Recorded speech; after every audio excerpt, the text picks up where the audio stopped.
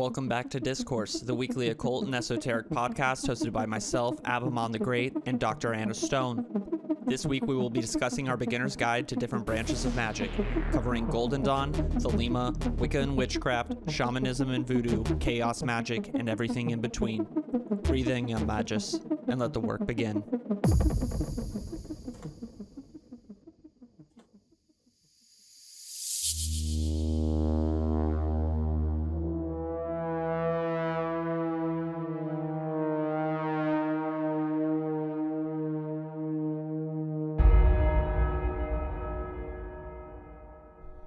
Two, one.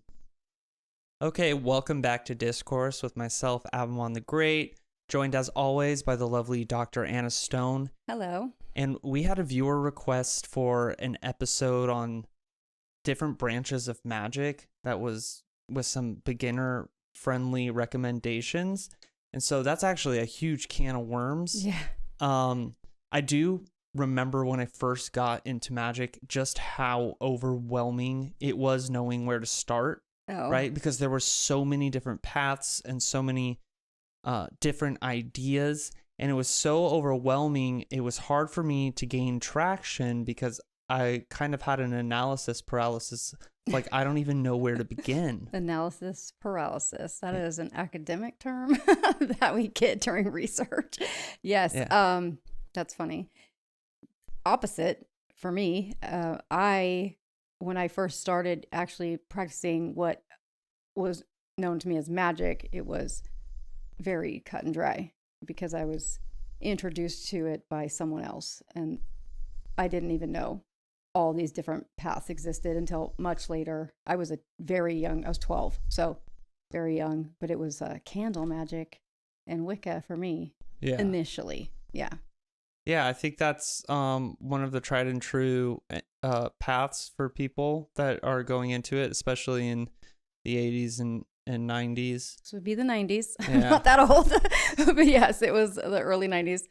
And yeah, it was specifically candle magic. And then when I started not doing things with that person anymore, and I branched out on my own, I got into Wicca because of the store that I was reading tarot cards out of, because the owners were Wiccan. So that's how I found out about that. But, you know, there's all different types of magic out there. But like you said, it's a can of worms. It's a can of worms. So when we were trying to compile everything for this episode, like, it's going to have to be something that we're working on. So this is an episode, I guess, for the beginners that want to know where to start and what the different branches of magic are. And so we're going to go over a few of them, but it's by no means a comprehensive list. And so we each have different strengths and different areas of expertise. Yes. And that's what we found is like one of the best part of our working relationship in magic is that you pick up where I have a lot of inexperience, and then Vice versa. Yes. Yes, absolutely. And, you know, and then we'll talk also about how to pick a teacher, right? Well, I'd like to preface that with how to pick a teacher. Let's do that. It is important. If you're not going to do it on your own and you want to find someone to help you. Well, I guess what I wanted to bring this up because it applies to the material that you choose to consume, right? And so when we begin in magic, there is a ton of material out there, and there are a lot of authors that are held up as like, hey, go learn magic from this person. However, one of the warnings we get a lot in occultism and magic is that there's a lot of people that don't know what they're talking about. There's other people that intentionally purport misinformation to kind of pull one over on people or to filter people to see who's smart enough to figure it out. And this has been going on for as long as the occult and magic has been a thing. So just because a source is more ancient doesn't mean that this isn't happening there, you know? Correct. Which is one of the greatest fallacies we fall trapped to in the occult is we start with this assumption that just because it's older means it's more correct. And this is a fallacy that the Greek philosophers fell to. all the time, right? Okay, yeah. And so really we need to learn how to discern who we're getting our information from. And this is something that is a student selects a teacher in the Eastern practices, right? And so there are a few rules that, let's say you are a Buddhist in the East, or you're a Hindu in the East, and you're trying to select a guru or a teacher, somebody that is going to teach you spiritually. They have basically interviews that the students have to give to their gurus and their teachers in order to vet them, to basically be like, okay, you're somebody that I'm willing to commit to and learn from. And unfortunately, when the Eastern practices got it imported into the West, that didn't get imported with it. And for a very obvious reason, because what happened when the Eastern practices got imported here were a bunch of just random Indian dudes that are like, I'm going to go out to the West and fool a bunch of that still happens. Westerners. And it still happens. So I wanted to bring that up because I think it's a very useful thing. Yes. And there's a big warning sign. Like, my biggest indicator of a person you don't want to learn from is somebody that is having large amounts of students all at once. Like, example, master classes or initiation classes. For me personally, I don't subscribe to that, because like you said, it's an interview process. You want to make sure you know who you're learning from. Yes. So if it's someone that's taking hundreds of students all at once for $3.99, you know, they're not vetting anybody. No one's vetting anyone. You're just going on blind faith that this person knows what they're talking about, and more often than not, they don't, and it's for money. Right? Yeah. And there's nothing wrong with charging for spiritual services. Don't get me wrong. I charge for spiritual services. However, that mass quantity is where I have the problem. Yeah. Right? Do you know what I mean? Yeah, you're kind of losing that teacher-student relationship, and it more becomes that kind of like clergy-penitent relationship where it's a congregation with a pastor or preacher, which, you know, that's religion. You're not really learning that. You're not getting what you need from that student-teacher relationship. There's no way you can possibly have any kind of one-on-one with these people when it's held over Zoom and you're muted. You know, like that is no. Yeah. So, but the reason I want to bring it up is because the occult, our teachers are books. Yes. Right? Because our tradition is in books. We don't have the unbroken lineage that they have in the East, right? Where there's, you know, teacher to student, completely unbroken all the way back. Our tradition was broken, and it exists in books. So we have to kind of do the same vetting process about the authors we choose to learn magic from, right, in the beginning of the occult. And so I think when you look at the rules that they lay down, and like, let's say you were in Tibetan Buddhism and you were hunting for a guru, they basically have a few things like, is the person compassionate? Do they have humility? Like that kind of stuff. I think one thing, obviously, depending on what your ends are in magic and what kind of magic you're trying to learn, maybe humility or compassion might not be the signifiers of the teacher, but it basically boils down to, do they have what you want? Right. Yes. Yeah. Are they living in a car? Are they, you know, are they having dysfunctional relationships? Are they poor, broke, struggling financially? Those are. So what you're really trying to discern, and what you're looking for, you want to investigate the types of people that you are,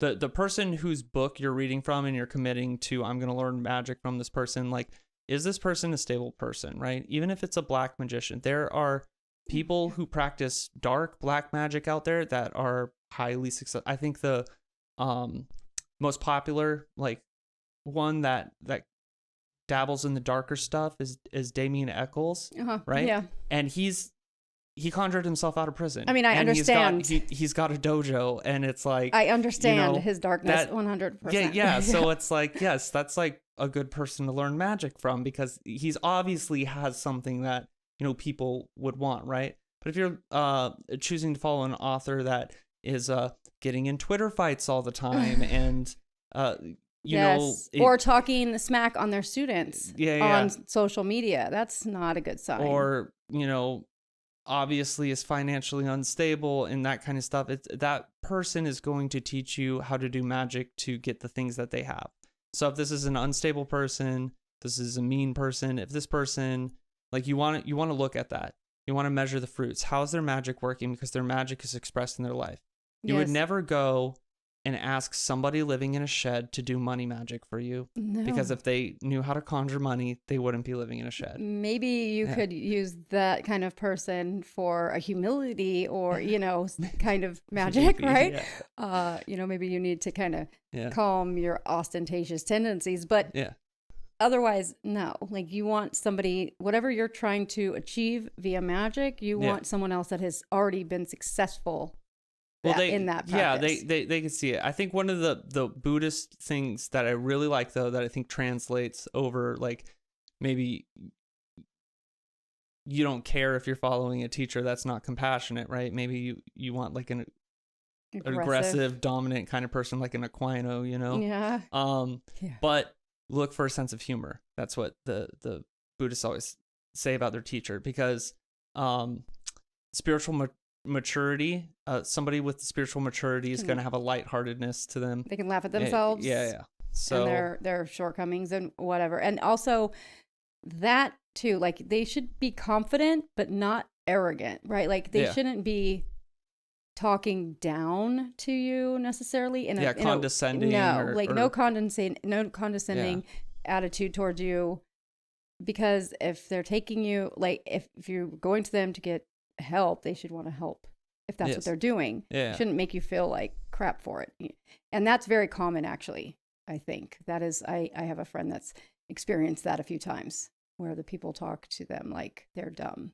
Oh yeah. That's not, I don't understand this. Yeah, so you want to, like, when you decide you're going to invest yourself in a certain author, you want to look at what their lives look like. I mean, right? I think that for beginners, you know, just trying to get a feel for everything, that this might be, you know, not something that they really need to think about just at the very beginning, but when they decide on a path of magic, it is very important. So, you know, when you're just doing your cursory kind of digging around to figure out what resonates, I think you should open yourself up to as many. And please don't forget this. You need to be reading as much about it as you can from all different sources initially, until you find something that really hits with you. At that point, that is when you need to start doing this. And it's really important not to get carried away with seeing people that are posting on TikTok or... Well, yeah, just because somebody's got a lot of students or is charismatic does not mean that they're doing good work, right? Yeah. So there's definitely occult authors out there that have a really fancy website and a few books under their belt and a position in a lodge, but then you look, it's like they're living in a 2-bedroom apartment, driving a 15-year-old car. Like, I mean, Anton LaVey. Huh? Anton LaVey. Yeah. So is a perfect example of somebody who didn't even believe his own stuff. Like, he just did it to make money, and he admitted that. And there's countless interviews that, you know, have come to light where he's saying these things. And it's like, oh, okay. So he was a con man, like, quite, and he admitted he called himself such. So that kind of person is not what you're looking for. Although his name does carry weight. Still, just like Crowley does too. But it's, you know, these kinds of people are highly unstable. You know, if you look back at history, what happened? You know, these are, now, did people learn from them? Yes. But how did that work out for everybody? Because it doesn't seem like it went too well for most of the people that were directly involved with those teachers. Yeah. So, whoever you're learning from is going to teach you how to do magic and bring you to a place that's similar to theirs with their magic, right? So you want to look for, do they have the material things you want, and do they have the emotional, spiritual things that you want? Like, look at that person. It's like, do I want what that person has? Yes. You know? So I have to say, though, that we differ in this, because I have never worked with a teacher. I have never had anyone I studied under at all. I did all of it on my own. And that is what the path of traditional witchcraft is. It is solitary practice by yourself, and you gain knowledge from intuition, from, I don't know how else to put it. I don't even know if it's intuition. It's just knowing how to do things. You just have an idea about how to do something and you do it. And then later you read about it somewhere else and you're like, I was already doing that. There's some kind of, I don't know if it's an encoded knowledge or something in our genetics. I'm not sure. But I never have studied under anyone before. And I've only recently even started to delve into ritual ceremonial magic with you. Previously, I have been 100% solitary and just doing whatever the heck felt natural to me and whatever I felt was going to yield results. And so therefore, I guess that path of witchcraft would be called eclectic witchcraft. But that's eclectic magic, where you pull from any and all sources possible that you can think of. Sometimes you're not even aware of what you're pulling from. I was not aware that some of the stuff I was doing was considered voodoo hoodoo. No idea until I found out about it later. Same thing, with Santeria also. I had no idea until I did. So it just depends on if you're trying to go on a more formal path of magic or if you're trying to kind of feel it out yourself. Well, yeah. So I would say there are definitely beginners tomes out there and occultists that specialize in teaching beginners how to do magic, that you look at them and they're hot messes. And it's like do not like I'm not gonna publicly put them on blast. Okay. That would cause a huge uproar. Okay. So I see. Yeah, but yeah. just look into the history background of the person. Yeah, just look at the type of person that you're, digesting your information from. And, I'm saying this right now, but just have it in the back of your mind. Right. Have a critical eye. And when you're reading the material and you're like, oh, I really like this author, then look at how the author speaks, how they treat other people. Yeah. What's going on in their life. And if you start noticing contradictions, if you start noticing that they're condescending, if you start noticing that they're emotionally unstable and that kind of stuff, it's probably a good idea to pump the brakes and be like, okay, I'm going to go try to find someone that's a little more well-adjusted. So similar to church. If you're in church and your pastor is off the rails saying crazy stuff, maybe not the best place to be, It's like, it's that discernment, again, is key. And discernment, I think, is the number one skill you need in magic, period. Yeah, it's the entry-level skill in the Golden Dawn, which we will get. Actually, maybe that's a good segue to get into that. Right, but, okay. So that's considered, what branch of magic is Golden Dawn considered? Because I have it as Wiccan. What? Mm-hmm. No, like as a forefather to it Wicca. Was a forefather to Wicca. Ish. Yeah. Kind of. However, it stems from what? Gardner copied Crowley, and Crowley took a bunch of influence from the Golden Dawn and kind of adapted it to his own thing. Yeah. To Thelema. Yeah. So Golden Dawn is ceremonial magic, right? That's what it gets classified as. But it is its own system of magic. Right. But it participates in a few different things. Within Golden Dawn, you're going to learn a comprehensive system of Hermeticism, and it's syncretic. It's an amalgam of three Freemasons in the late 19th century, so the 1800s, Victorian, and they gave birth to a lot of the most famous occultists we know today. Yes. So especially for women that are practicing, I would have to say that one of my favorite authors from this is Dion Fortune. Like, amazing. I can't believe how young she was when she was writing these books.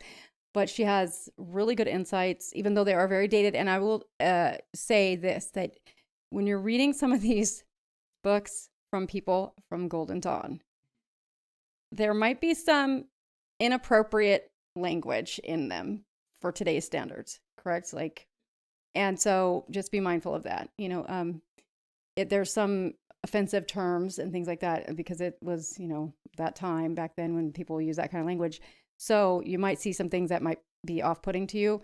I just ignore those things and I say, okay, I don't jive with that. But for the most part, the information within Dion Fortune's books, anyways, is very grounded in what I've practiced and know to be true. And a lot of her philosophy is very in sync with how I, practiced my magic too. So, and that was very affirming for me to be able to read that and see how old it is, that these things were already spoken of by someone else previously. So I think for women, that's a really great author to start with, because she was a practitioner. So there's the other thing too that we should mention is that there's some people that write books that are academic only. They're not practitioners, and they're taking from history and combine, kind of putting together a take on magic. Yeah. In comparison to somebody that is a practitioner, and then rarely you'll get somebody that's an academic and a practitioner that's able to write a book. Yeah, that's amazing. Those are the best ones. See, the academic treatments are where you find the gold. It's where you find the treasure. It's where you find the hidden gem that takes your practice to the next level. Mm-hmm. However, the academics have no idea that it's gold or treasure, and a lot of times they're misinterpreting it because they don't practice. Right. And then there's a lot of practitioners that'll just be like, I don't know. I have God-given talent, and that's where you get like the delusional, crazy, unstable kind of stuff. Yes. Because they refuse to learn from, people wiser than them or smarter than them or the tradition. Read. Yeah. Yes. But to go back to Golden Dawn, however, so Golden Dawn as a system is going to be probably the most influential on modern occultism. A lot of modern, the most infamous occultists of the past 150 years are all downstream of Golden Dawn. Golden Dawn is the closest you're going to be able to get to white magic, quote unquote. It participates in something called high magic, high magic is basically where you're using magic in order to transform yourself into an enlightened individual, an ascended individual. Yes. Does that mean you're not going to learn practical magic in Golden Dawn? You will. You'll be able to do it. However, they're not going to lean heavily into stuff like spirit conjuration, how to bind, like they'll teach you how to do that stuff, but it's not going to be too practical magic. It's going to be more focused on transforming yourself, and they do it with the Tree of Life, with the Hebrew Aleph Bet, and then the spirits they like to get into contact with are the Enochian angels. Right. So yeah, which is up for debate. This is very systematized magic. And so this is not what I was practicing in any way, shape, or form for the very vast majority of my life. I was not engaged in any kind of system at all. And I think most people don't. I think most people that practice magic are not doing that. I think most people that consider themselves to be witches. And by the way, witch is a male and female term. It is not just females. So if you are a male and you're practicing witchcraft, you are a witch, not a warlock or whatever else term that is witch. And practical magic deals with getting results in daily life. So you have a court case coming up and you want it to go favorable for you, right? So you would use practical magic for that. You have a interest in somebody and you would like them to reciprocate. That is also practical magic, but also it is considered baneful or black magic because it is messing with someone's free will. And that's love spells. I'm just saying they're bad. Don't do it with them. But that is part of practical magic too. And anything else, like for money, for jobs, for your, something's going on with a neighbor that's bothering you, those are considered practical magic, and they're not tied to any specific branch of systematized magic. Yeah, yeah. So it's basically magic for material results, something immediate. Yeah. They're immediate. So whereas systematized ceremonial magic and ritual magic are going to be more long-term and not immediate results like what practical magic can deliver. Yeah. So ceremonial magic is an all-encompassing term, so we'll include demon summoning, which is very immediate, very practical, very immediate. But it'll also include high magic, which is the Golden Dawn, where it's more about a path of transformation and that kind of thing. And sometimes in high magic, there's a kind of, they look down on practical magic.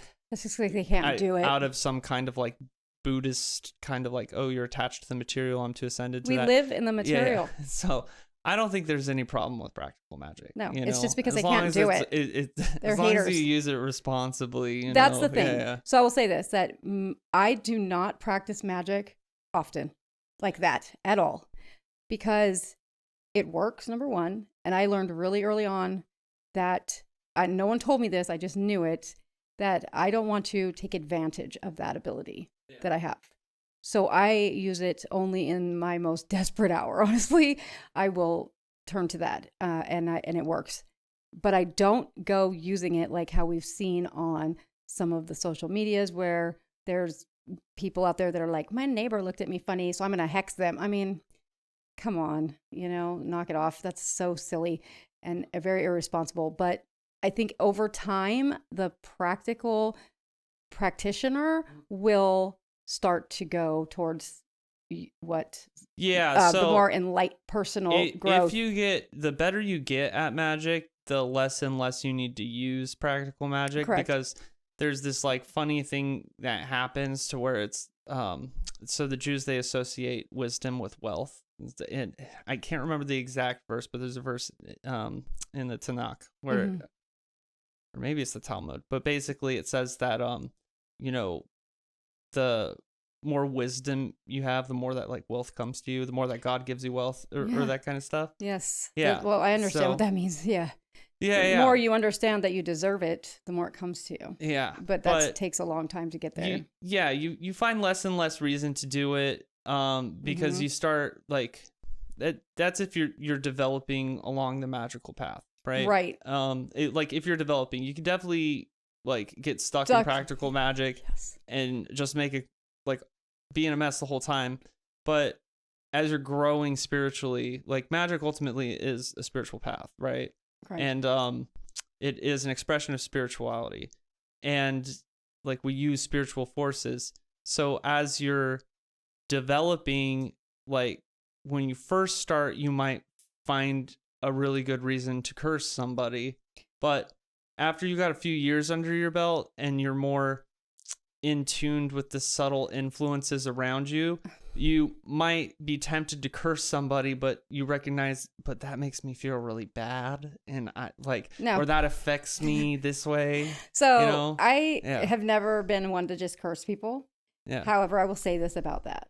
This is my area of expertise, is baneful magic. Yes, I know. I'm very good at it, and it works. However, I will only do that when somebody has messed with me to the core, not just upset me, but something that is like my kids, something going after my well-being, like those things where I know I'm not wrong. Like you can't be wrong in these things. Like if you are just throwing out hexes and curses on people willy-nilly, it will come back on you, and it will come back on you. And everybody says that there's this the times 3 or whatever, that's a Wiccan thing. But it's not even that. It's that it's going to come back on you in a way that, not the way you put it out, but the way that's going to impact you the most. And that's the problem, is that when you send a curse out to somebody and they didn't deserve it, really, all of that energy is not going to get them. It's going to come back on you, but it's going to get you not the way you asked for it for them. It's going to come and find the way that is to teach you a lesson. And with love spells, that is the number one experience I had twice. And I was an idiot for doing that. And I knew better. And I did it again anyways. And what happened? Oh my gosh, I don't want to say, but it was bad. And I will never do that again. So now it is reserved only for people that have really, really pissed me off. Like to the point where I know that under no circumstance am I wrong. And that's really hard to do, because when we're younger and we're more emotionally unstable, we can absolutely think at that time we are right when we are in fact not. Because maybe that's our only experience and we don't have enough under our belt to really understand that this thing that happened isn't really that big of a deal in the big scheme of things, right? Yeah. It's only later when we have more life experience under our belt and we realize how silly that actually was looking back. So I would just caution anybody that's ready to go out and hex people, like, don't just, do like the rule of like, calm down for 24 hours, like wait and see if you're still feeling the same way or something, give yourself some time to really think about it before you do that, because it is not something to mess around with. And again, if you are not right, it will come back. and mess you up in some way that really is going to be tailored directly to you. Period.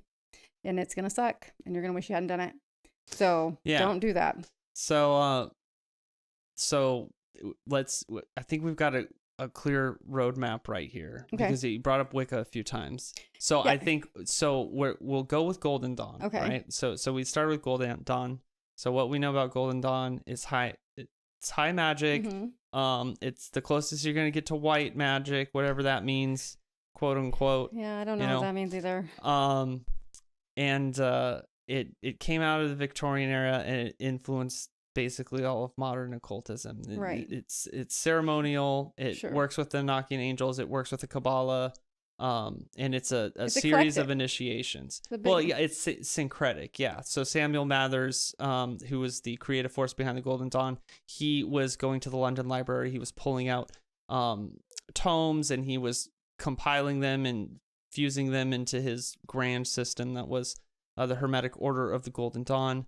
And a lot of famous occultists were in it, and then went off to do their own orders. So I think if you are interested in Golden Dawn, my book to recommend would be it was the complete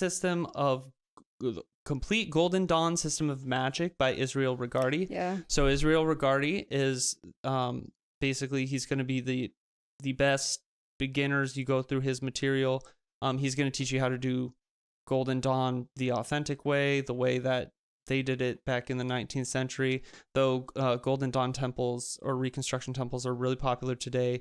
Sometimes you can find them in major cities. I know here in Los Angeles we have 2 Reconstruction temples, but if you live in a major city, you might be able to find a group of Reconstructionists.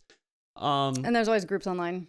Yes, but then, so one of the most famous people that was in the Hermetic of the Order of the Golden Dawn was a man named Aleister Crowley, right? Yeah. And he's, I think everybody who's getting into the cult has heard of him. He's probably the most infamous occultist of all time. Yes. Yeah.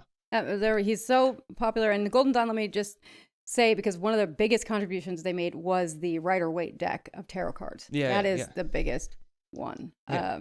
Because that is the standard deck. Yeah, yeah. Like, I mean, I personally don't like it, but I can't deny its significance in magic at all, because it is quite literally like the archetypal deck, all other decks came from it, basically, or modeled after it to some extent.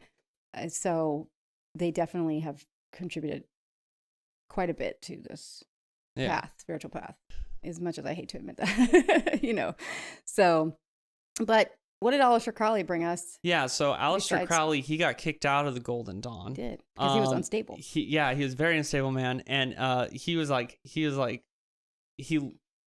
wanted to be like a high up in the Golden Dawn so bad, and they're like, no, you are a ridiculous person. They kicked him out, and he went and he ended up getting involved in a German order called the Ordo Templi Orientis, or the OTO. He got involved with them. He was already pretty prolific occultist. He's notorious. He was in the newspapers all the time for being a total shithead. Yeah. And he went and got involved with the Ordo Templi Orientis. At first, they thought he was stealing their material, but he actually wasn't. And so then they just were like, well, why don't you head the lodge out in London or whatever? And then the OTO basically became Aleister Crowley's vehicle, where he worked on his system of magic. He had a channeled text that started his religion, quote unquote, called Thelema. It's a kind of magical religion. So Thelema and OTO, they go kind of hand in hand with each other. OTO is the organization, it's the lodge you're going to choose, but you can be an independent Thelemite, right? Thelema is just, I follow Aleister Crowley's teachings and his magic. And so Aleister Crowley was really into like Greek paganism and a lot of Greek things. Yeah, a lot of Greek things for sure. He was really into Greek paganism and yoga. Hedonism. And so he had a lot of the contributions from the Golden Dawn, the structures of the Golden Dawn, especially the Tree of Life and the Enochian magic. He took that and he kind of fused it with the Greek paganism and the yoga, and that's what his magic's like. And his magic follows kind of the same concept of, it's supposed to be high magic. You're supposed to be evolving yourself and enlightening yourself. But he was Aleister Crowley. He loved drugs. He loved sex. He loved all kinds of promiscuity. So it's going to be more of a left-hand path, if you could say it, way to approach the Golden Dawn. However, in its modern expression, they're very much are trying to rebrand themselves as a kind of similar to the Golden Dawn. However, when you're in the orders and you interact amongst Thelemites, you're going to notice that a lot of them really act and behave a lot like Aleister Crowley. So I'm not saying anything here. Yeah. But I would not personally recommend it. I will say that. Okay, yeah. So if you're interested in Aleister Crowley and his stuff, he's got more of like a Greek god, Hellenic god tinge to the Golden Dawn system. He's also got a lot of Egyptian stuff in there, a lot of polytheism, but also a lot of yoga. And that's going to be kind of like the same. You're going to be working through the tree of life, and he's got like, demons on there and different anti-Christian themes on there because he really didn't like Christianity. Yeah. So that is a path that you could go if you are going to walk down that path. Now, there is a man. He's one of the most prolific modern occult authors, and I think when we talked about at the beginning about selecting an author or a teacher, this guy checks all the fucking boxes. Okay, who? Milo Duquette. You can start with The Magick of Aleister Crowley by Milo Duquette. Now, Milo Duquette is probably the foremost occult authority, or the foremost authority on Aleister Crowley and his magic, and also Enochian magic that is living today. And this guy is a total boss. I would select him as my teacher if I was beginning. He's like so well adjusted. He's kind. He's compassionate. He's intelligent, and he's one of the heavy hitters in occult authorship. So digging around Milo Duquette, his literary output is a great path if you are interested in Aleister Crowley or Thelema, learning from Duquette. If you're married, would you suggest anybody follows that, or if someone's in a relationship, would you suggest in these Thelema paths or OTO? either? If they're in a monogamous relationship. Thelema and OTO, I definitely do not suggest. Personally, I do not recommend it. I'm pretty critical of Aleister Crowley, but my experience with Thelema and Thelemites, OTO is kind of imploding right now. You got to find a lot of politics in OTO, a lot of people fighting for a false power, that kind of thing. And the majority of people in there are a lot like Crowley, right? They like to get they like to do drugs, they like to get drunk, and they like to have weird sex. And for me personally, my spiritual path is to, like, I don't want to be attached to that kind of stuff. Not that I don't like to do that stuff, but it's like I don't want to turn that into my spiritual practice. Yeah, me neither. That's because what I mean. Because I know where that heads. Yes. That's what I mean. Yeah. So that's why I wanted to clarify that. Yeah. Without saying too much. It's probably not the best choice if you're, But there are plenty. Normal. I'm gonna say there are plenty of Thelemites out there that are well adjusted, that see spiritual growth, spiritual progress, and are achieving something that is like an actualized wizard, an actualized magic. However, I would say if you were to go by the community as a whole, say like 80% of the community is just not the type of people you want to spend too much time around. This is why I don't deal with things like this. I don't go into group setting magic because it is dangerous. I feel like I will say this, and I stand by it. I feel that you can never truly know other people's intentions. So if you're trying to do magic with other people, that are acquaintances and stuff, it can be quite, dangerous in the sense that you don't know what the intentions are. It could be exactly in line with yours, and it could be the opposite of yours. You don't really know. So for me, I stay away from those things. I have joined some orders. You know, I'm a member of Rosicrucians. I'm a member of Boda. I'm a member of the of Eastern Star, which is an offshoot of the Freemasons. It's the women's little clique.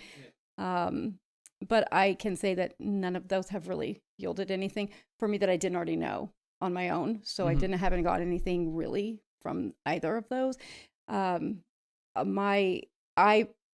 depends on what you're looking for to do. But if you want personal power and you want to see results, I would say, find magic that resonates with you. Like, there's different types of, like, so you're talking about magic. I'm talking about witchcraft, right? Which is different, apparently. I wanted to go down this because, so what we have is Samuel Mathers, he does the Golden Dawn, and I think the Golden Dawn's big flaw is that it is too syncretic, and it's kind of like you can get disillusioned by it the further you go into it. It starts to lose substance. Thelema and OTOs, Aleister Crowley is obsessed with Samuel Mathers in the Golden Dawn, and he adopts it. He makes Thelema OTO what it is today, right? And their issue is that the spirit of Crowley lives on in that magic, and it is very easy to see the same type of person that Crowley was inside that type of magic. But there was another man that was in this lineage obsessed with Aleister Crowley, and he started another very famous system of magic that you know a lot about, which is Gerald Gardner. Yeah. Wicca. Yeah. So there's this lineage that we just ran down right now. Okay. So educate me. Wicca is a religion. Yeah. First and foremost, Wicca is a religion. So traditionally, witchcraft is anti-religion. It is not based on the belief in any specific deity or any kind of worship of said deity. It is about personal, individual power. Witchcraft, okay, is about your own personal power. Wicca is an actual formalized, acknowledged religion that has hymns, has scripture, has all of those things. Now, Gardner was a bit of a interesting person. He was an outcast from society. He had, like Crowley, kind of burned a lot of bridges and was considered kind of like that crazy old man up the road, right? Seriously. And he was very into also hedonistic things, but he was against, what do I say? Homosexuals. Yes, he did not like homosexuality. Yeah. And so, unlike Crowley, who loved gay people, loved it, and into that's an important part of initiating. Yeah, that's what I was trying to get at without saying it. So Gardner was like, absolutely not. I like women, so he made this basically, female kind of religion where it was devoted around goddess worship. And so this one is what everybody kind of knows now today as witchcraft. And so it is not, so it is an offshoot of witchcraft and an offshoot of Golden Dawn, but it is its own thing. And it is actually a religion that is recognized by the government and stuff. So it has the whole witches' Sabbath, where you have your holidays, which is, the equinoxes and the different, Samhain, which is Halloween, Ostera, which is Easter. So basically the holidays that were stolen from us by Christianity and turned into Christian holidays are now, again, venerated in Wicca.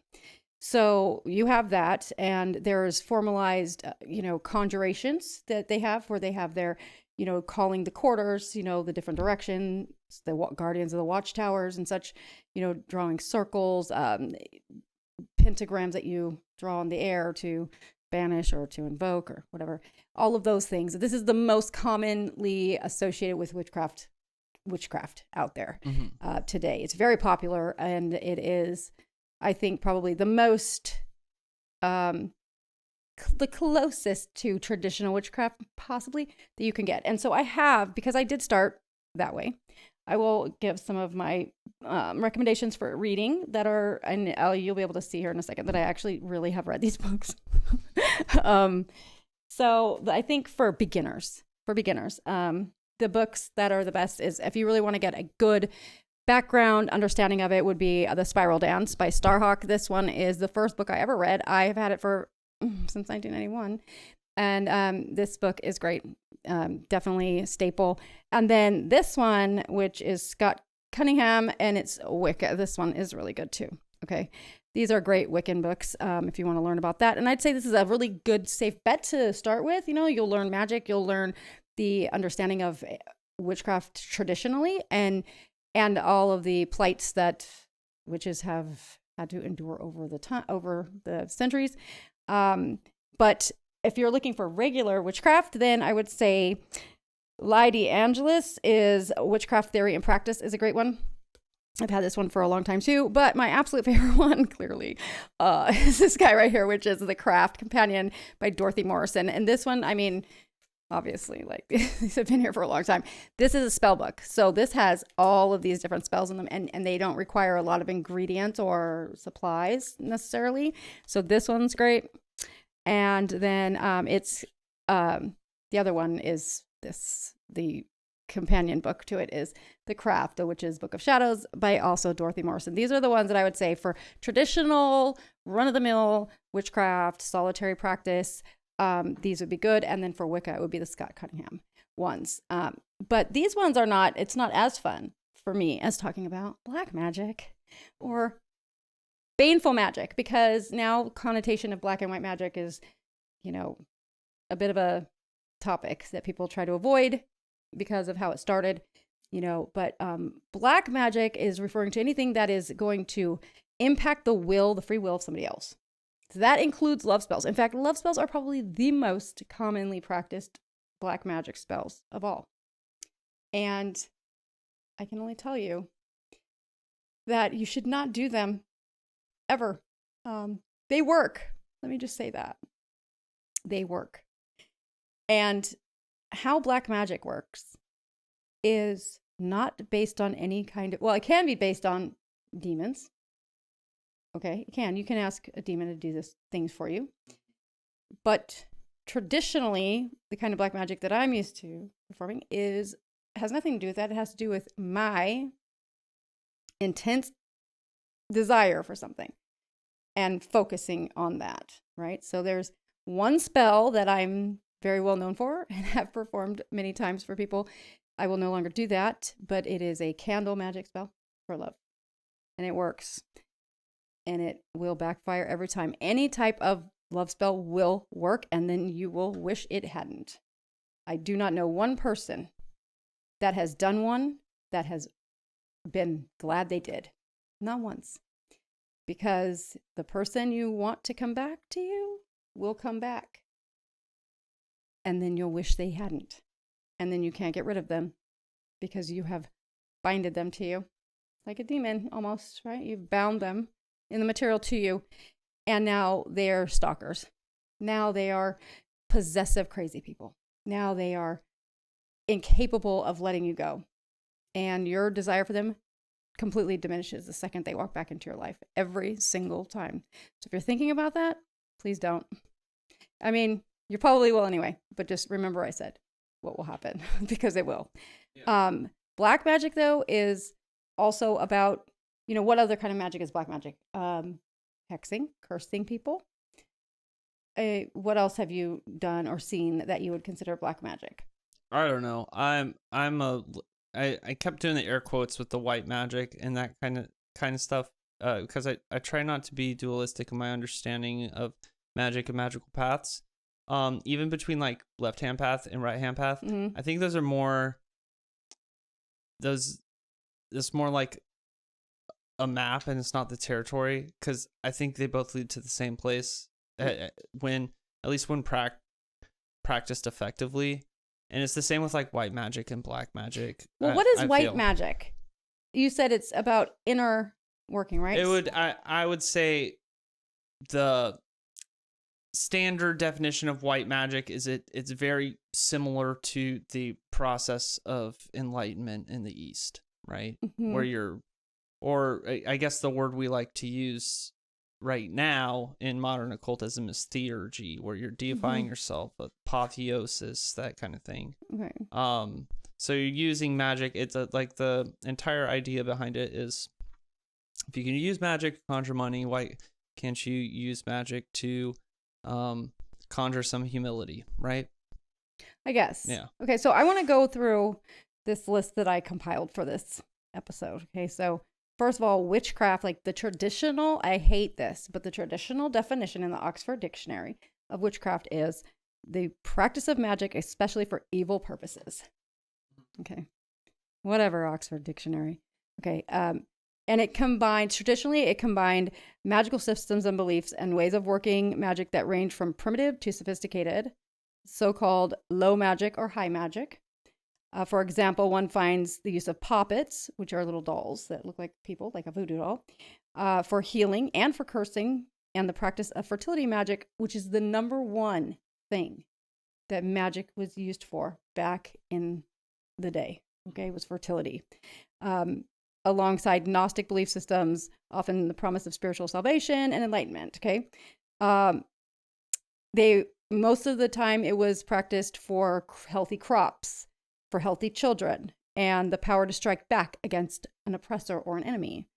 And the majority of traditional witches, myself included, are and have been traditionally solitary and eclectic, meaning they pull from all different practices. Again, either knowing or not, not even knowing that. And it usually is very specific to the person and the cultural and the region where they're, where they are existing.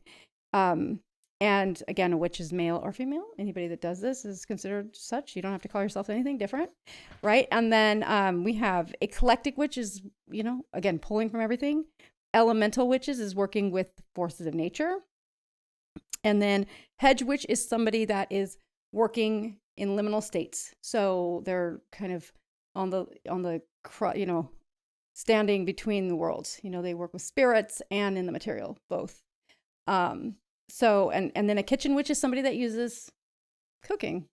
And that's a very common one. In fact, that's probably more common than people know.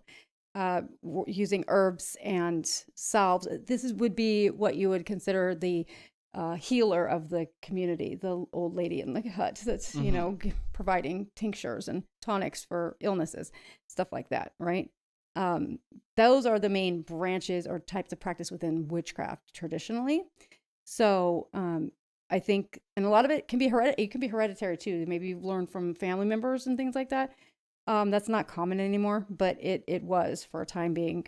So I think that we should talk about the oldest type of magic though, because despite it being a closed practice, quote unquote, and what that means is that typically people can't just do it. They have to be invited or initiated into it from somebody else. But that would be the two that I'm talking about right now is shamanism and voodoo hoodoo.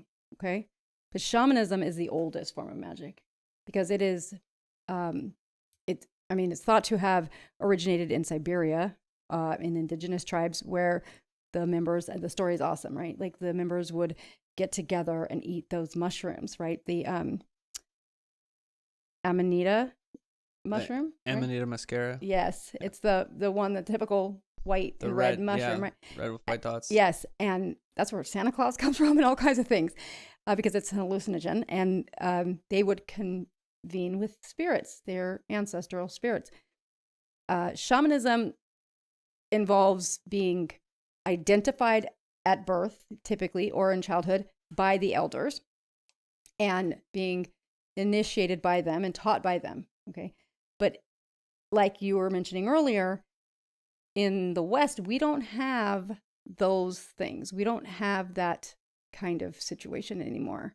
So despite it being considered a closed practice, you will see a lot of people calling themselves shaman now because they have experienced some kind of life initiation or rough initiation that has made them realize that they're a shaman and a healer. And so if you are somebody that has had some kind of serious illness in childhood that almost took your life, or you have some kind of mental break that you've come out the other side from, or some severe trauma that happened to you that you've come out stronger for, then typically that might be something you might be interested in. So don't just, disregard it because you don't have elders there to help you. It is harder to do it, but it is not impossible. So shamanism is the practice of communing with the ancestors via a trance state or some kind of, hallucinogenic state from taking some substance or plant medicine. And also it is based on the belief that everything has consciousness and a soul, like every single thing. It's animism. Everything has life in it, despite this table, the chair, whatever. All of it is alive in some capacity. And that you can, so if you go take ayahuasca or something, for instance, right, the people that guide you through that are shaman, right? They have that in Latin America, and in Siberia, still up in the Siberian area where they have like the Sami tribe and then the Aboriginal tribes and things like that all over the world. And it is the most persistent form of magic in all history. So it exists across every culture and every continent and independent of themselves, but also very similar despite the fact that they were continents apart, had no way to communicate, still practicing the same things. So for me, that's one holds a lot of weight because it has been going on since the beginning. Yeah. And so again, it is typically considered closed, but that's only in the sense that it takes some serious thing to kind of kick it off in you. It's not something that just anybody can. I mean, people do. They call themselves shaman all the time, and I don't know if they're legit or not. But I would say you would have to have some serious event. Well, I think so. Like right before I met you, I had just got involved in my local witch community here in this beach city we live in, right? And it was through like the Latin witches. Yeah. Like I was the main one I was hanging out with was a Guatemalan witch. Oh God. And she was they're scary. The shamanic tradition was really alive with them. They viewed themselves as shaman, and they had an elder. It was like an older, I think it was a Mexican man that was the shaman, and that was the guy they would go to for advice and for help and for soul retrievals and that kind of stuff. So I think if you're looking to access that, if you live in any place with a Latino population, maybe go check out a botanica or a market or something. They help me greatly, let me just say. yeah they know what they're doing. They That's do. some powerful and I'm gonna magic. say right now, do I want to say this, that out of all the things I've done, and I've seen a lot of things, the most potent and terrifying magic I have ever unfortunately witnessed, and I say unfortunately because it was truly terrifying, and I still to this day have a hard time wrapping my head around it because it defied all logic, all that I know to be true, and it manifested physically in front of my face and burnt me. Okay, I had something catch on fire during a prayer in my hand that I personally was holding. I do not know how that's possible, but it was Guatemalan magic. And what happened that day, I don't share it, and I'm not going to go into it, but I will just say that it absolutely almost broke me mentally because I was under the firm belief that in order for something to harm you, you had to believe in it. Actually, so if you're interested in this, I've actually got a beginner's book recommendation for this. Actually, it's the one that I got you when I first met you. So what's considered the blackest spell book in at least South America in the Latin speaking world is a grimoire known as the Book of San Cyprian. And there is a bunch of folk magic in there, and there's spells to sell your soul to the devil. Don't do it. But there's also just like regular, spells too. But that's considered like the most popular black tome of magic in the Latin world. It's always fascinated me. I'm gonna admit I haven't still not read it because I'm too scared to, because that scared me. There's only like some parts of it that are dark, and then other parts it's just like a regular. And like when I'm saying it scared me, I'm saying that it caused me to have some things happen to my body physically that I cannot explain at all in any way, shape, or form. And I have been searching for years now on the answer to it. And so far, all I've come up with is that it was real. Like, that it was not a sleight of hand. It was not something. And how did I get it fixed? I went to a Botanica. Yeah. And the gentleman there, this is how bad it was, okay? The gentleman there told me exactly what to do to come in. He said, wrap the thing in foil, bring it in. And so I did that. And I held it in my hand as he prayed really loud in Spanish. And the thing caught on fire in my hand. Fire. It caught on fire. Like, I wrapped it myself in foil at my house. He didn't touch it at all. I was in such disbelief of what was happening that I tried to take a picture, and he was like, absolutely do not do that. And I'm like, why? He's like, it will follow you if you do that.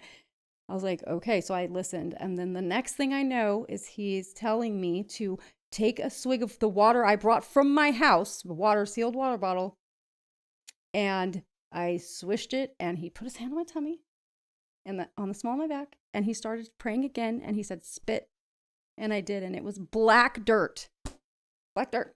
Like, I cannot tell you how horrifying that was. But he got it out of me, whatever the hell it was. And then he said, leave here. I don't want your money. Don't ever come back. That is the moment where it really made me understand how serious it was, because I was going to pay this man like $200 and he did not want my money. He said, get out. Don't ever come back. I don't know what you did to upset this person, but I had done nothing, actually. It was somebody else that had done it, and I just happened to be next to it. And that's the thing. That's how strong it is that it wasn't intended for me. I just happened to be in the room, and it still attached me. To this day, and the only person that knows what I'm talking about is Dr. Dean Radin, right? So I had sent him in this story about it because I was trying to find out, and he said he had seen the exact same magic happen in Guatemala. And I was like, oh my God. So very cautious here. That stuff works. I'm not even gonna, I cannot stress this enough. I am being dead serious here at the risk of my own reputation. I don't even care, because it is that serious that it is something that will break you mentally if you're not ready for it. It is not beginner's stuff at all. Yeah. At all. So be wary. I know it might sound cool and fascinating. Let me tell you, when it happens to you, it is not. It is absolutely earth-shattering, terrifying, and I thought I was literally going crazy. Like, you know, like, it was seriously, like, I'm getting hot talking about it, like I'm getting sweaty. So it was like, you don't want to mess around with that kind of stuff right off the bat. But if you are culturally tied to that, that might be something you might want to look into. Yeah, I want to look into it. You definitely. I definitely look at. I think we're very lucky living in Los Angeles, because we have such a large magical community, and we have, like, you know, we have the Philosophical Research Society, Theosophical Society, like all that normal stuff. But I guess all the mainstream occult stuff. It is really big here. There's a lot of magic in the city, but I think where the most magic is within the African and Latino community. Yes, because that is a huge thing here, and there's like so much to learn from like those communities. Yes. You know, I specifically enjoy going to the Botanicas. Okay. I love the Botanicas. So my daughter's grandmother is a voodoo priestess. Yeah. And she's from Trinidad. And she is very highly evolved in this community here. And after that happened, she came also to help me and like make sure it was gone. But voodoo is also considered to be, voodoo hoodoo is considered also to be closed practice. But what that means is it's not something, like, I think that closed practice is the wrong word, even though they say that. But it's more like you have to be called to it. Like, it's not something that you just go, oh, I think I want to learn about that today. You can learn about it all you want. Practicing it and being able to be taught it is different, because there are no real books on it, like completely. You can find out about it. You know, there are some basics that, you know, and I can share those now. But like, it's not something that you can really, you might be able to find some kind of modernized versions of spells there, but it's really passed down orally tradition. Yeah. So, and just for people that are wondering, like, voodoo or voodoo is a religion. It's a religion. and it is rooted in the West African Indies, and it is traditional beliefs that merged with Catholicism during the transatlantic slave trade. Okay, and so it's primarily in what's Haiti and Ghana, and now it kind of took hold here in New Orleans, specifically, and it's the worship of spirits that are called Loa, and they are and hoodoo, because there's voodoo, and hoodoo is a non-religious folk magic tradition that developed among African Americans in the South here in the United States. So it is here, whereas voodoo stems from Africa, right? Okay. So those are the differences there, and then it kind of voodoo kind of blends a lot of things like Native American stuff with Catholicism and saint veneration, things like that. So it's an amalgamation of a lot of different things, right? So it's not just one thing specifically. Yeah. It has its own rituals, its own leaders, its own representatives, but there are not a lot of written word about it to outsiders. So that's why typically it's closed, because if you really want to get in, you got to have somebody that practices it, right? That can show you. And I'm lucky that I do. But it is kind of also seen like, maybe, I mean, it's traditionally among African Americans, right? Yeah. So it's not something that a lot of white people are going around saying that they're practitioners of. There's this, I've been listening to this talismanic magician or whatever, and he's a Jewish guy, and he talks about, he's like, yeah, I do astrological magic, talismans, and voodoo, and I'm like, okay, like that doesn't upset me, but yeah, but so my argument to that is you don't know what I was in a past life, and also it's not about that, it's about being called to it. So if you have any interaction with any of the deities that are associated with that, then that is your invitation. Okay. So. So well, definitely in magic we have a belief that we are called to this path, and then after a few years in magic you kind of settle into your personal practice.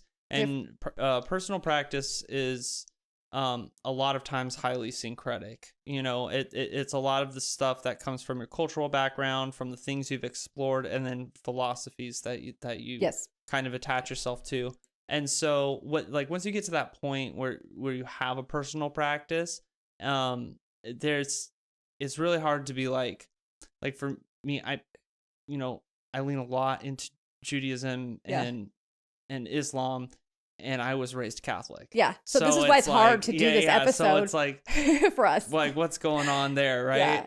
Yeah. It's hard. It's really hard to even think about what we're going to talk about in this episode, because that was so long ago, that I was actually studying these specific branches. It's like over time, if you're evolving and you're doing it right, I guess you should be picking up things from here and there that really resonate with you, that you've learned from these systems. Well, once the synchronicity train starts rolling too, it's like you don't know where the missing puzzle piece is gonna come from. No, like you don't. I spent during my Mars initiation, I got thrust into Tibetan Buddhism. I told myself I wasn't going to touch the East because that wasn't I didn't have the cultural context for it. And then there was 6 months where I was like trying to figure out without a teacher, like, okay, like what, doing these Tibetan meditation and that kind of stuff. And it's like, okay, I guess I'm learning a little bit about Buddhism now, and then after that, I went into my Jupiter initiation, and then he just pulled me straight back into Greek philosophy, and I'm just like, what is going on here? I will say this too. I think it's not only the books, but the people. There will be so many times, I can't even count how many times, especially with you, I've noticed it so much, that information comes from the most unlikely places. Like someone will say something to you, you'll be talking to some random person that you have no clue has any background in magic at all. And they will say something to you that just hits a perfect nerve, like for like, oh my God, Oh, how yeah. did you know? And you need to be listening for those. Like, do not like, because Making even note. though, you know what I mean? Yeah. So you get that all the time. I do. Yes. That's how I learn magic now. Mhm.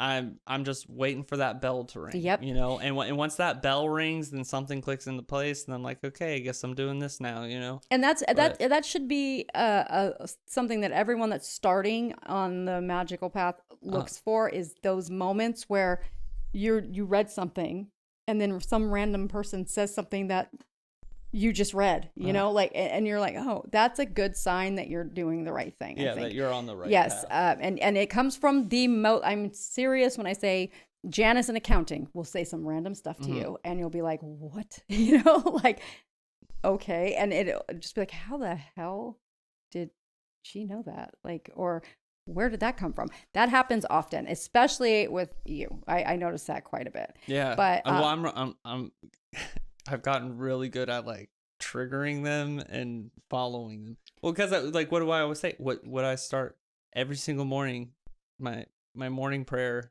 You know, yeah, it's like I surrender to the will. I surrender. Just, you know, I'm following. Yeah. Every single morning. And that's key. I think it's like you have to learn, like everybody wants power, clearly, because that's what our whole economy, everything, our existence runs off of, who has what and things like that. And yes, we need those things.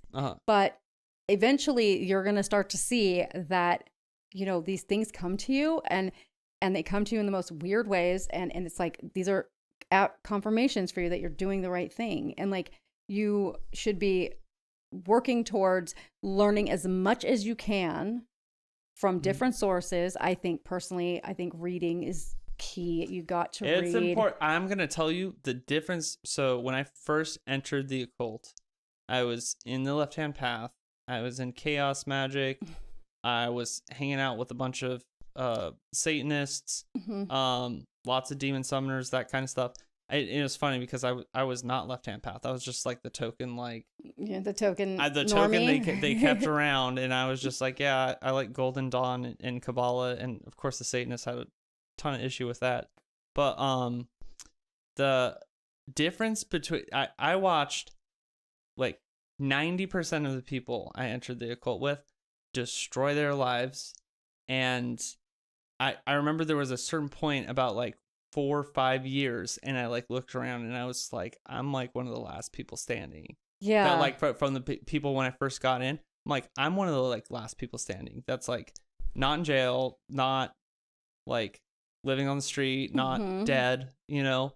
And I was like, what was the difference? And it was the thing, I would get bullied incessantly for being in quote unquote armchair. Because I read, and these people were very much like will to power type of people, where it's like, you know, it's all about just like being as chaotic and aggressive and you know, following the will, and, you know, you read too much, like there anything. And I'm like, you know what? But I learned a lot from my studying, and I was able to see when something was a bad idea, because I knew the history, like I knew when it didn't work out for somebody 300 years ago. I knew what was happening in that ritual. I knew exactly, it was like where it came from. Yeah. And I was able to identify. It was like, you know, I'm not going to do that. Yeah. You know, I'm not going to do it. And I watched people drop like flies, and people that would make fun of me for studying, for reading. Obviously it was like out of an insecurity, right? But at the same time, it's like, it's not all books, man. Like it's practice too. Yeah, like there is a balance. It's like you read the book and then you practice it. Yes. You read the book and then you practice it. It's like driving a car. Yeah. It's like you don't just get behind the wheel of a car for the first time without learning the rules of the road. You don't just go slam on the accelerator and just go crazy out there, because you'll die, right? It will not end well for you. You have to do some research. You have to do some reading. Yeah. And I know a lot of people are opposed to that lately. So the archetypal, like if you think in your head, and I say wizard, right? The archetypal wizard. What comes up in your head? There's a guy with a pointy hat in a tower, and a library, and he's like casting spells, and he's got dusty old books surrounding him, like that kind of. That's for a reason, because his power comes from knowledge. His knowledge. Yes, and knowledge is power. But chaos magic. Yeah, let's get talk into about chaos magic. So chaos magic, I have a love-hate relationship with. I disagree with it on a fundamental level because it operates off of power of belief, which is a product of mentalism. So it eliminates the need for external operators, and everything is subconscious programming, neuro-linguistic programming. However, because I disagree with that as a worldview for magic, it's also one of the greatest strengths. And I think that any magician would, I think the chaos magicians that is the most innovative magic to happen in the, way more innovative than Crowley and Golden Dawn, in my opinion. Yeah. And I think that's a large piece of the puzzle, right? Like good magic, good, powerful magic, you gotta have like a third of it.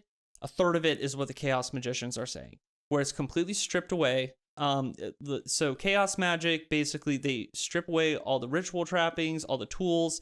The deities are no longer actual things, and they're just psychic thought forms, and everything's power of belief. And you just like, I do this, I draw a sigil, I forget about it, and then it happens. That is literally how I practice magic all the time, and I had no idea that's what it was. Like, I did not know. And it's really smart. Like, the thing is, it's they wanted to get rid of like all the fluff, and they're like, what is the purest essence of magic, and how do we get magic work? And it works. It does work. It works. However, I think it's one piece of the puzzle. It is, because obviously if it was only that thing from the Guatemalan magic wouldn't have worked. Yeah. So clearly there's an error there. And I think I think the chaos magicians, they excel at subconscious programming and the power of belief and that kind of stuff. Like law of attraction is watered down chaos magic or yes, whatever. It is. Manifestation, law of attraction. And then if we look at chaos magic, the grandfather of it is going to be Austin Osman Spare, and he's going to exist around the same milieu as like the Golden Dawn or whatever. But the person that actually like formed the ideas and created it and made chaos magic is Peter Carroll in the 1970s. And Peter Carroll is one of those people. He's a chaos magician. He's kind of weird. Chaos magicians are pretty weird people. A lot of times they have a techno-occultism to them too. Like, they're really into like digital occultism, technomancers, that kind of thing. But chaos magicians are usually pretty strange people, and they can be a little chaotic.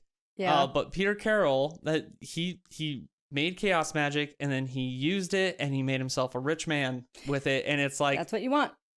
All right, I give it to the chaos magicians. Yep. They got something, okay? Yeah. And so I think it's important to learn about it. Like, I disagree with it, but I gotta give them props. That shit is great. So if you want to learn about chaos magic, learn from Peter Carroll himself. He's still alive. Nice. Psychonaut and Liber Null. That's going to be your introduction to chaos magic. Definitely don't get stuck there, though. Well, let me just say, you can do so much more with magic. Okay, I mean, I don't know. It's been great for me. I just didn't know that's what it was. It's good for practical magic. It's good for practical magic. Yes. Yeah, and I will say this, like a tip that I'm going to give us, a huge tip here. So, I mean, it's huge. This is probably the number one thing that why people fail at magic, is because people dwell on it. So when you do a spell, you are sending focused energy out to do a task for you. Okay. So you're sending it out to the ether to perform a job. When you then later, the next day or whatever, go, I wonder if it's working, you have canceled it immediately. It is gone. You have ruined it. Yeah. You have to be absolutely delusional and know without any evidence that it is working for you. You have to just know it's working. If you question it, if you second guess it, if you're, when is it coming, that kind of stuff, it's gone. You ruined it. That's why you failed. You have to just know that everything comes in when it's supposed to come, number one. right? You might be able to accelerate it a bit, but typically speaking, it's going to come to you when you're ready for it. Yeah. So and that's the other reason why magic fails, is because you have jumped the gun and you have decided that you want something that you don't deserve yet, or you're not ready to handle yet. So the number one thing is to know that when you do a thing, that it's working. And if you question it, you have canceled it out. Mm-hmm. So that is literally it. And it sounds simple. Guarantee you it's not. It is not easy, especially a lot of people turn to magic in times of desperation and need. And so it is really hard for you to stop thinking about it afterwards. I've trained myself so long now that I can literally just do it and walk away and forget. This happens all the time. Oh, right. Be like, oh my God, I got this thing. Oh, right. I asked about that. I asked for that. And I literally do forget, because I usually have to point it out. Yes. Because I purposely do that, and I'm really good at it. So it's delusion to an extent, but it's also confidence in the ability that you possess, that you can get it done. Mm-hmm. Right.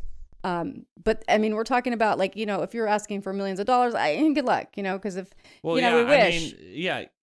Peter Carroll was able to do it. But how did he do it? Well, so I think he was a publisher or a marketer, and everything that came across his desk, he did a sigil and did that. So he's still acting in accordance, right? Yeah, he wasn't just sitting on his laurels doing nothing. He was still making the effort to get it. Yeah. Get the money for himself. Right? Yeah, exactly. I'm not. I mean, most of the chaos magicians I've known have been pretty messy, and they've been kind of like, somebody that stays in the house, shut-ins and that kind Hermit. of stuff. Yeah. And they get weird, but that's not gonna work. It's definitely I think some of the best magicians too that have a chaos magic component to them. I think it's a really important thing to learn from them, because they are innovating. They're doing really amazing things, and they're right. But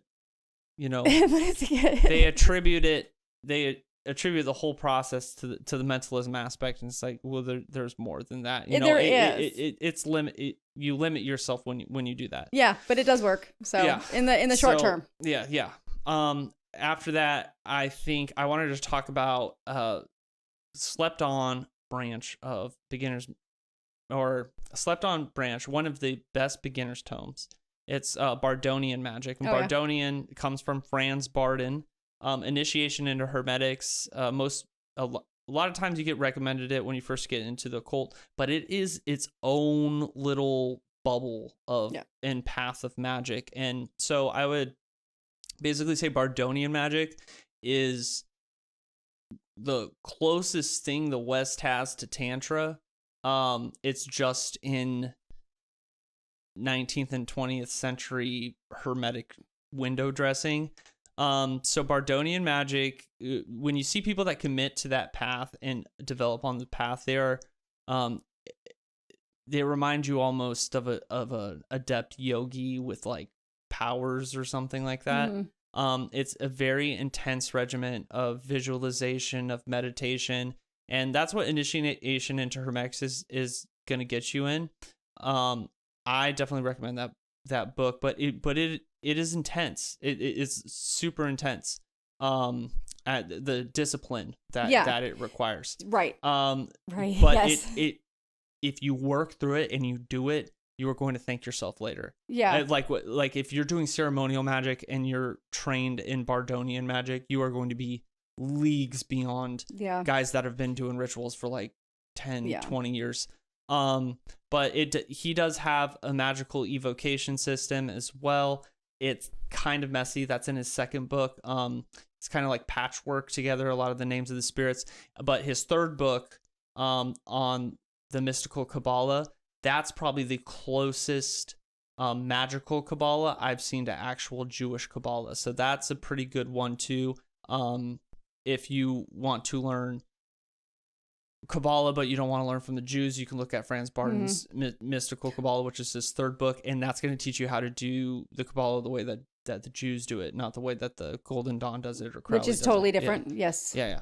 So then after that, I keep saying Grimoiric in Ceremonial. So the Grimoiric tradition is something that's very It's basically grimoires, European grimoires, right? Yeah. So this can range from angel summoning, planetary magic, demon summoning. But when you're thinking about the medieval or the Renaissance tome with all the circles, that's basically grimoiric, right? Yeah. And then ceremonial magic is where you're using all the tools and you're wearing the robe, and if you're watching a horror movie and they got a scene, they're doing a ceremonial magic in that scene. And I love ceremonial magic just because it's so extra. It's so extra, and it's such a vibe. But it is. yeah, but it takes a lot of time, and it's hard to get into. So I'm not going to recommend right now any beginners demon summoning grimoires, even though a lot of people get into ceremonial magic through that. If you're going to deal with those things, get a little more experience under your belt before you start messing around with those things, because I've seen it go south for a lot of people, especially in the entry levels. But I will say there is a magist today, Frater, Ashen, Chassan, and he's well respected within the occult community amongst adepts, but I don't think he gets enough love at the entry level. So I would say Gateways Through Stone and Circle by Frater Ashen Chassan. Yeah. If you're interested, he's a Grimoiric traditionalist. He's a ceremonial magician. He has amazing work. Like, he's, the real deal, like a real deal wizard. Yes. That's operating today. So if you're interested in going that route, he's a great person to look at. Check out Gateways Through Stone and Circle. You won't go wrong learning magic from him, but he is kind of an enigma. He's kind of, likes to maintain his privacy. You're not going to find, he's not like Marco Visconti. He's like, come buy my course for $300. Okay. Well, we also, what about for planetary magic then? So planetary magic.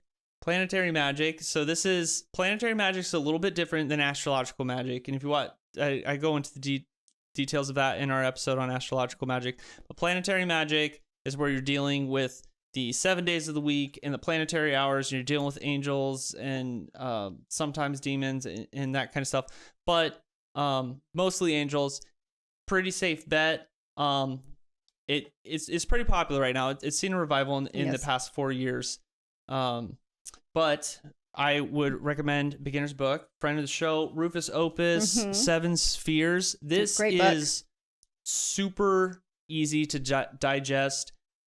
He's got the rituals in here, the tools that you're going to need. Yes. If you want to get started on planetary magic, this is going to take you 0 to 100, knowing nothing at all. Yeah. And it's incredibly accessible tome. So I definitely recommend it. And then once again, we're talking about selecting teachers. Rufus is an awesome guy. Yeah, and he's well online. Adjusted. He's online. He has podcasts that are, he teaches his stuff. You can see this is a guy that the magic is working for him. Okay, yes. He's a nice guy. Very nice. He's got a great the wife. Material things. He's got the spiritual, emotional things. I definitely recommend this book. Learning magic from him. He's very down to earth. He's very approachable. Exactly. Very nice man. And he was OTO too, so he's an example that not all Thelema and OTO, right. It works for some people, right? Yeah. So just gotta point that out right there. You can ask him about that.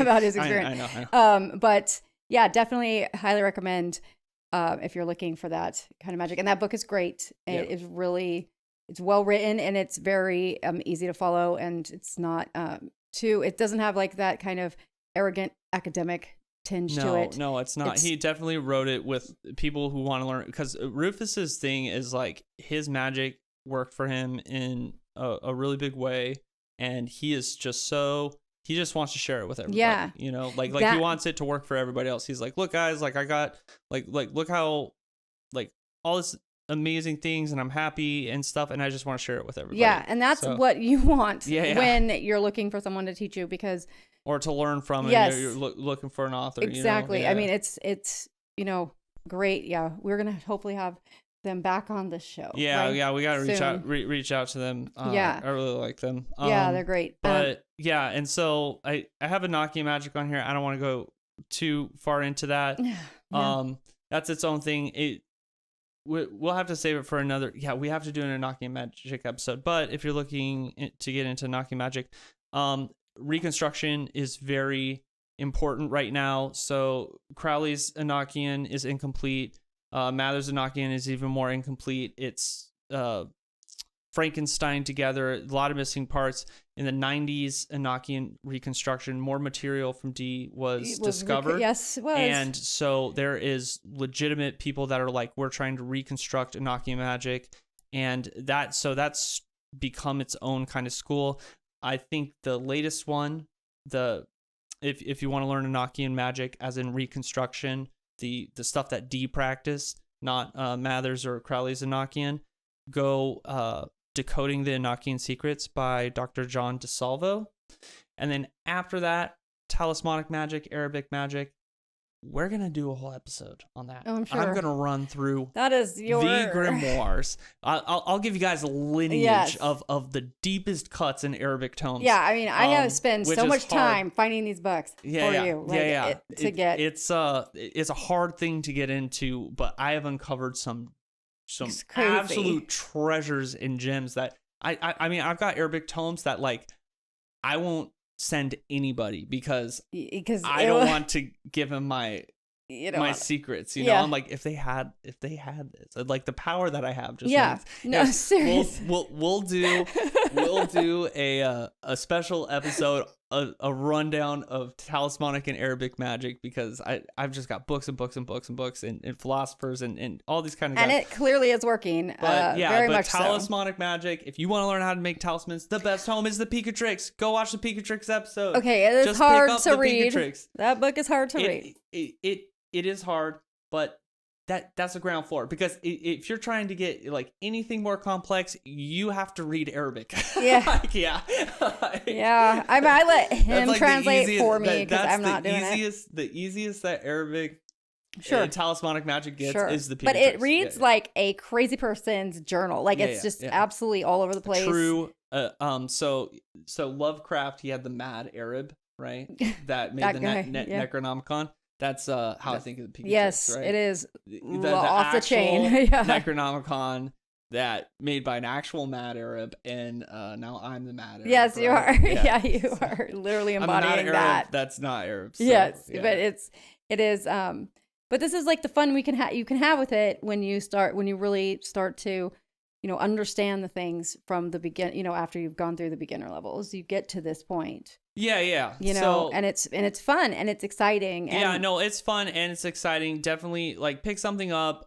Don't worry about selecting the right thing. You will end up on the path that you're supposed to be on, right? But the thing is, we preface this with the teacher and the discernment of teacher, the discernment of authors thing, because you need to maintain a critical eye on the information that you're consuming, because that's how people get stuck and that's how people make mistakes. Let me also say this too. I think it's really important to, when you do magic and you're asking for a result, you're asking for something. If you're doing practical magic, like let's say, it needs to be, you need to have the result be specific, not everything is a sign of your magic working. And so it is really easy to get kind of caught up in that.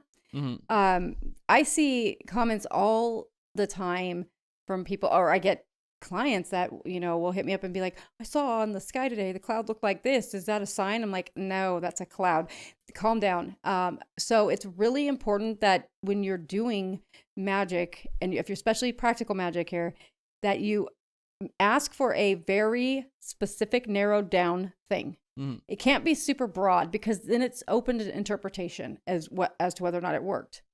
So in order for you to gain confidence in your ability to perform magic, it's important that you set small, attainable outcomes for yourself that then you can identify easily when they have actually come to fruition. Mm-hmm. That is key, because otherwise you can just be out there thinking every damn thing is a sign when in fact it's not. So be careful of that. Don't let yourself get caught up in the, is that it? Is that what? No. Make sure it's actually... you don't... So one of the things is, I always remind myself, that's why I'm always saying reception, that kind of stuff, is I let the stuff come to me. I let the gnosis come to me. I don't look for the signs. But when they Right. happen, I'm ready to see. So receive it should them. be Yeah. like it slapped you in the face. It Yeah. shouldn't be like you're forcing it. Yeah. Okay. Yeah. Like that is key.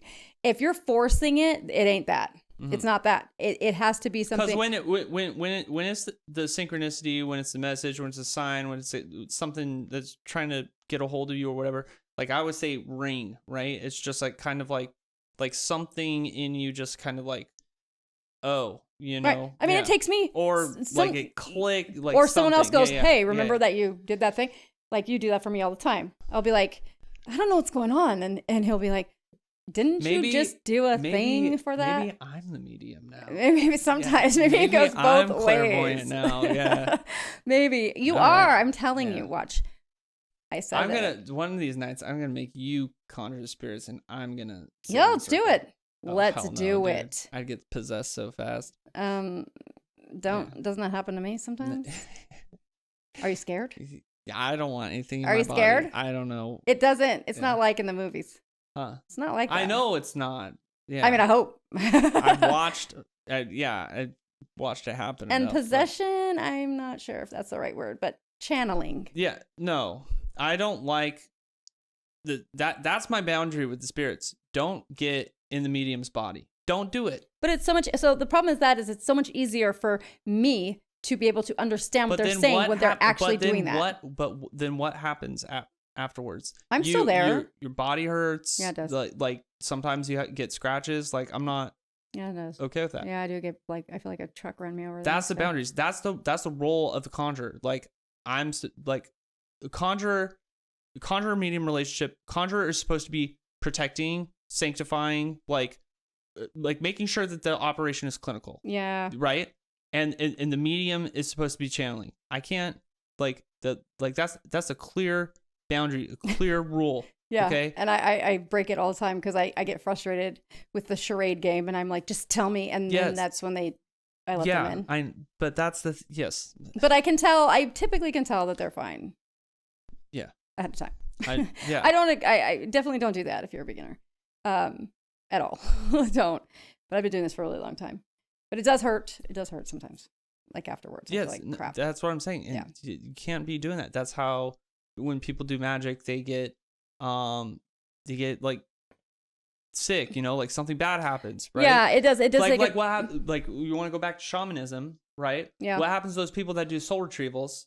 Yeah. They end up dying early because they are doing it all the time. Right. I mean, it's true. It does take a toll, and that's a very hard job. So yeah, shamanism their life expectancy is very low. Yes. Yeah, it's true. So be wary of that too. Anything like that is going to take a toll on you, and if you don't believe it, you got to protect your boundary. This is why you got to learn.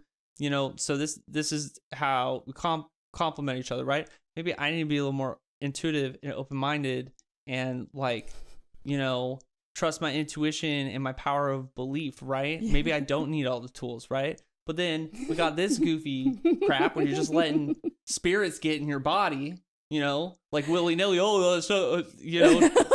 And then I'm like, no, I'm trying to get the answers for you. This is why we have the tool. This is why we have the circle. This is why we have the god names, okay? Because, you know, there's always some goofy person that's like, no, just get on in. Like, I'm trying to get the answers for you. It's just like Christ. Easier that way. This is why, you know, this is why this dynamic exists. This is why we need ceremonial magicians. This is why we need mediums random, and witches. Random. Yeah, exactly. All over the place, witches. Yeah. Yes. You know, I mean, it's true. Two peas in a pod. I never thought I would actually allow that to happen to me, but it was. I remember the first time it happened, I was just so frustrated that I was like not getting the answers for you like properly. That I was like, oh, you can just let me know. Oh, all right, come on in, and then it was just. Started talking out in words. Otherwise, it's images and like symbols and random word associations that aren't actual. You know what I mean? It's really hard. It's like playing charades, and the language isn't the same. So there's that. So it's hard. So that's why I cave often. But I do usually regret it. You're right. Yeah. But you know, at least I know how to get them out. So that's good. But don't do that. We're not advocating this. We got to figure out a better way to do that. Yeah. Well, we can talk about that. Yeah. So next episode, what are we doing? I don't know. I really want to do UFO episode, but I don't know about UFOs. You say that's not true, not. But Yeah. I've never seen one. What? I've never seen a UFO. I don't know Yeah. much. I mean, I know about them in general, but not personal. There's the I want to explore something that's really fringe, which is where the UFOs and the occult intersect, right? Where? So it is only the nuttiest occultists that get into this and the nuttiest UFO guys that get into this, right? So no matter what, this is fringe topic in both camps. Yeah. But I say maybe it's not. I think it's not from outer space. It's intradimensional. This is what I'm talking about. Like, this is where we go, right? Yeah. So on one camp you got from one camp you got like, your end of days conspiracy theorists. They're like, don't get in spaceship. So the aliens are demons. Yeah. Like they're that's yeah. right. That's right. Yeah, Everyone says, like, a lot of Christians say they're demons, exactly. right? So where does that come from? One camp, it's like they're satanic occult reptilian demons that are. The people that watch our show are gonna say that, like the ones that comment. Yeah, the Christian ones from our shorts. We love you. We're praying for you. But don't worry about it. Fucking but then the occult guys, it's like occultists will not touch that shit with a 10-foot pole. Most of them will not touch that shit with a 10-foot pole because they're just like they're like, this isn't my thing. Because it's crazy people talk about UFOs, right? It's crazy. But I'm saying I'm gonna bridge the gap. Mm-hmm. I'm gonna bring the UFO community and the occult community together, and I'll be like, maybe we're not so different, and maybe those crazy Christians are right. Maybe they're demons. maybe. Man, they better not be. I'm just, no. That's the teaser. But they think we're demons, though. So there's that. So I want to go over Law of One, which is like some like wacky New Age shit, and I want to go. yeah. No, but I'm gonna say it looks like wacky New Age shit, and then I'm gonna go over like channeling and American Cosmic, the UFO religions and that kind of stuff, and I want to talk about how interesting it is when you look at the similarities between these things and what we do as occultists. Yeah. I guess. I mean, so we could definitely do that. And then we have some other ideas for shows coming up too. But if you guys have any suggestions, or there's something you really want to hear about that you feel you don't have enough information on, feel free to leave a comment and let us know what that is. Because as you can see, this is the second time now we have done an episode shortly after getting a recommendation. Yeah, we got a request for this. I think... yeah, hopefully we answer your question. So we went over, this was by no means a comprehensive list. There's so much. We're going to have to do a part 2 that's a little, where we explore this is other beginner, branches. So we can do intermediate and then advanced. We explore other branches of magic, but I especially want to do an episode specifically on Enochian magic, just because that is one of the most fascinating stories. And then we'll do an episode on talismanic and Arabic magic, where I will give you guys a bunch of tomes he's gonna go off. Hunt down. He's gonna go off on this one. Yeah, no, I feel like I'm like one of the only Western wizards with this tome list or something. Yeah, you might be. Yeah. You might be. It's pretty good. It's pretty good. And then maybe some episodes on how trauma breeds psychic ability. Yes, trauma. That's what we wanted to do. So that's my area of expertise. Yes. That is what I wrote my dissertation on, and I am published for many times over on writing about actual scientifically validated theories of genetic inheritance and of trauma and psychic ability together, like in how trauma changes the DNA signature of the individual and thus opens them up to receiving psychic impressions. And there's actual scientific peer-reviewed data on this from the Institute of Noetic Science, where I also volunteer. And it's fascinating because it really helped to answer a lot of questions for me personally. And so I figure that if it helped me understand what the hell's going on in my head and, where I get this information from or how it happens, that it might help other people too. Right. But let's do that one next week. I'm working on something that's going to help me with. So yeah. Cool. All right. That sounds good. So thanks guys. We really appreciate your viewership. And for those of you that are new here, again, we're very appreciative. And for the Christians, We love you, and we're praying for you too. I do love you, Christians. We're serious. I don't judge like that. I feel like everyone is entitled to their own belief system. Even if I don't agree, I would never disparage someone else's belief system because I find it odd, because I am not them. So I would just ask for the same courtesy in the comments from y'all.